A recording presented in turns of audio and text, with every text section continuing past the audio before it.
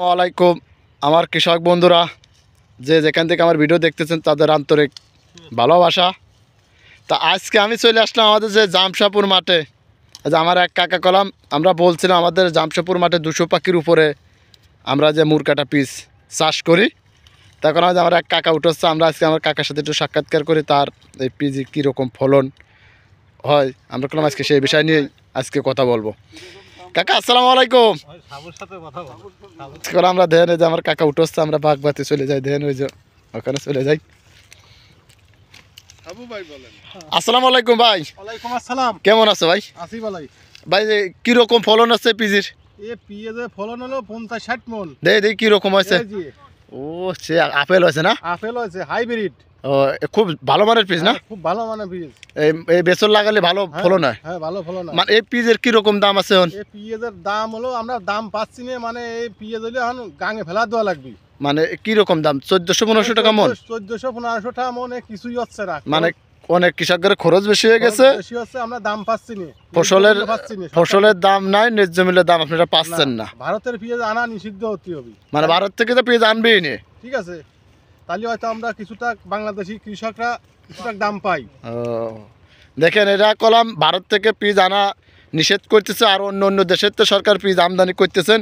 এগুলো কলাম আমাদের দেশের রাজবাড়ির কৃষকগুলো নিষেধ করতেছে এগুলো না আনুক।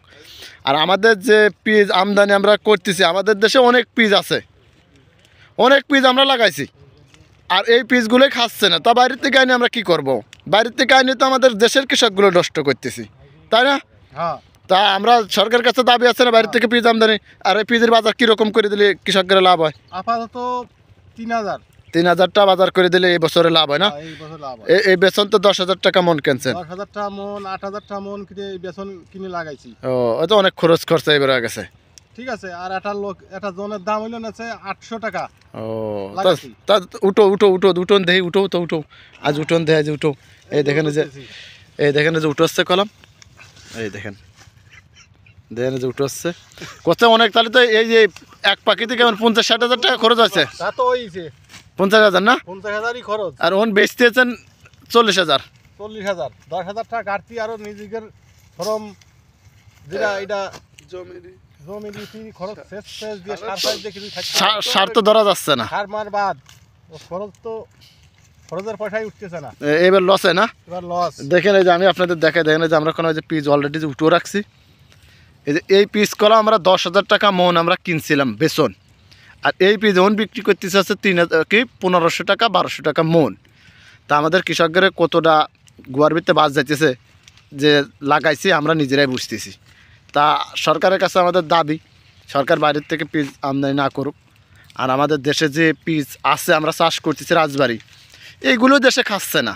তা বাইরের থেকে আমদানি করে খানা সরকার আমাদের রাজবাড়ি কৃষকগুলোর টেস্ট মারতেছে। তা আমরা দরকার, আমাদের কথা আছে সরকারের কাছে দাবি, সরকার বাইরের থেকে আমদানি না করুক, আর পিজির দাম বাড়াক। আমাদের পিজির থেকে 3,000 টাকা মন 2,000 টাকা মন করলেও আমাদের কিছু থাকে। আর এইবার যেরকম দাম রয়েছে এই দামে আমরা অনেক লসে পড়ে যাচ্ছি, তাই না? হ্যাঁ, অনেক লস। মানে আর সারের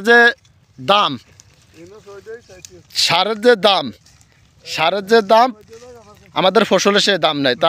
তা ভালো থেকো। আর যারা আমার যেখান থেকে আমার ভিডিও দেখতেছেন দেশ ও বিদেশ, তাদের ভালোবাসা থাকলো। আর সবাই আমার ভিডিও বেশি বেশি করে দেখবেন। আসসালামু আলাইকুম।